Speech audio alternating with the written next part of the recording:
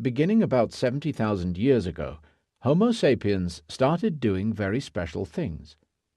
Around that date, sapiens bands left Africa for a second time.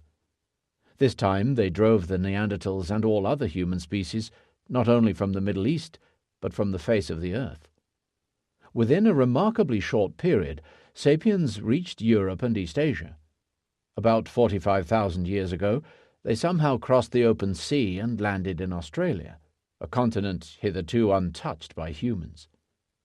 The period from about 70,000 years ago to about 30,000 years ago witnessed the invention of boats, oil lamps, bows and arrows, and needles, essential for sewing warm clothing.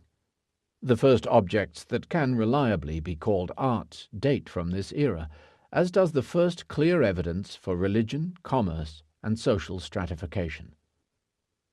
Most researchers believe that these unprecedented accomplishments were the product of a revolution in sapiens' cognitive abilities.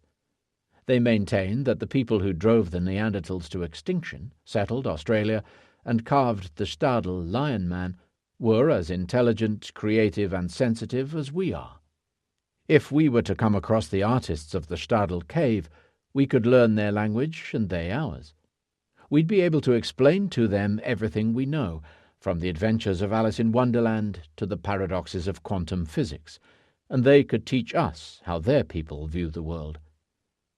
The appearance of new ways of thinking and communicating between 70,000 and 30,000 years ago constitutes the cognitive revolution.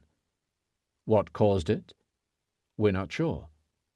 The most commonly believed theory argues that accidental genetic mutations changed the inner wiring of the brains of sapiens, enabling them to think in unprecedented ways and to communicate using an altogether new type of language.